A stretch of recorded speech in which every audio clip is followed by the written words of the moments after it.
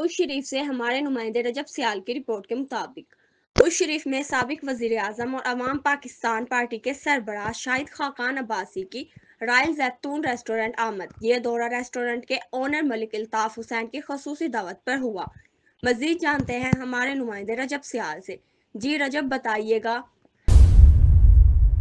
देखिए जी, ओश शरीफ रॉयल जैतून रेस्टोरेंट पर मौजूद है, जो कि ओश शरीफ वसेब का एक मशहूर मरूफ रेस्टोरेंट है। और यहाँ पर मैं आपको बताऊँ तो आज पाकिस्तान की मशहूर मरूफ शख्सियत और साबिक वज़ीर आज़म अवाम पाकिस्तान पार्टी के सरबराह जो हैं वो शाहिद खाकान अब्बासी साहब तशरीफ़ फरमा हुए हैं, जो मलिक अल्ताफ़ साहब की खुसूसी दावत पर यहाँ पर तशरीफ़ फरमा हुए हैं। सबसे पहले तो जनाब अब्बासी साहब आपको वेलकम कहते हैं और खुशआमदीद कहते हैं कि आप ओश शरीफ में तशरीफ़ फरमा हुए हैं मलिक साहब की दावत पर। यहाँ पर आपको फूलों की पत्तियाँ निछावर करके इस्तकबाल किया गया है। सर, क्या कहना चाहेंगे? पहले तो सियासी हवाले से बात करें कि पाकिस्तान मुस्लिम लीग नून जो कि इस वक्त दो बहुत बड़ी पार्टियों में उनका एक नाम है और पाकिस्तान में साहिब इक़्तिदार है, उनको छोड़ने की सर क्या वजह बनी? कि सियासी इख्तलाफात थे, नज़रियाती इख्तलाफात थे, क्या वजह बनी कि आपको? कोई ज़ाती इख्तलाफ नहीं है, कोई शिकवा शिकायत नहीं है, लेकिन सियासत में कुछ असूल हैं। और हमने जो असूल अपनाया था वो वोट को इज़्ज़त दो का था, यानी कानून की हुक्मरानी, आइन की बालादस्ती। जब जमात ने वो छोड़ दिया तो मैंने कोशिश की कि उनको समझा सकूं कि ये अच्छा सर जी, आपने अपनी पार्टी अवाम पाकिस्तान पार्टी का बाकायदा आगाज़ किया, तो आपका मंशूर सर क्या है?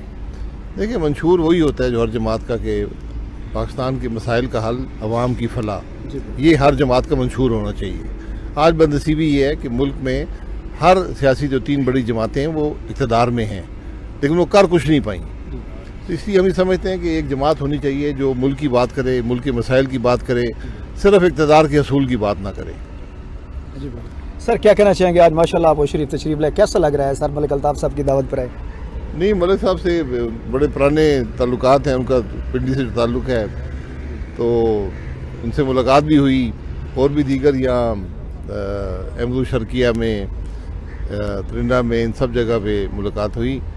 तो यहाँ पर उन्होंने मेहरबानी फरमाई, दावत की सब दोस्तों की। तो एक बातचीत का माहौल है, एक कोशिश कर रहे हैं कि जो मुल्क के सियासत है उसके बारे में कोई बेहतर रास्ता अपनाया जाए। सर, क्या कहेंगे? ये हमारा जो इलाका है ये एक पसमानदा इलाका है और ये सारा हमारा जो ज़िला है या जनूबी पंजाब है ये यकीनन ज़राअत पर मुश्तमिल है, और ज़राअत की मौजूदा हुकूमत ने जो सूरत हाल है वो यकीनन एक किसानों का मुआशी कत्ल है। इसके हवाले से आप क्या कहेंगे? नहीं, देखिए, बिल्कुल पसमानदा बिल्कुल मत कहा करें अपने इलाके को। अल्हम्दुलिल्लाह यहाँ पर हर किस्म की सहूलत मौजूद है, लेकिन बात यह है कि इस इलाके में सबसे जो बड़ी चीज़ वो ज़राअत है। हुकूमत ने 4000 फी मन गंदम का वादा किया था, वो वादा हुकूमत ने पूरा नहीं किया। और उसके साथ साथ जो खर्चे होते हैं, मसलन खाद का खर्चा है, बिजली का खर्चा है, तेल का खर्चा है, वो भी हुकूमत कम ना कर पाई। तो अब ये 2200-2300 पे ज़राअत मुमकिन नहीं है। और आज इस सारे मामले में जो जीत रहा है, मेहनत किसान की है और जीत रहा मिडल मैन है, जो आज लोग ख़रीदारी करके और आगे चंद महीने बाद इसको 2800-3000 में बेचेंगे। फ़ायदा उनका हो गया, और जो गरीब किसान है, जिसकी मेहनत है, जिसकी इन्वेस्टमेंट है, उसको बहुत नुकसान होगा। तो हुकूमत इस तरह की पॉलिसीज़ चंद महीनों पर नहीं बना सकती। आपको मुस्तकिल पॉलिसी देनी चाहिए कि क्या कीमत होगी, उसकी बुनियाद पे फिर काश्तकार जो है वो अपने फैसले करता है। जी सर, बहुत शुक्रिया सर।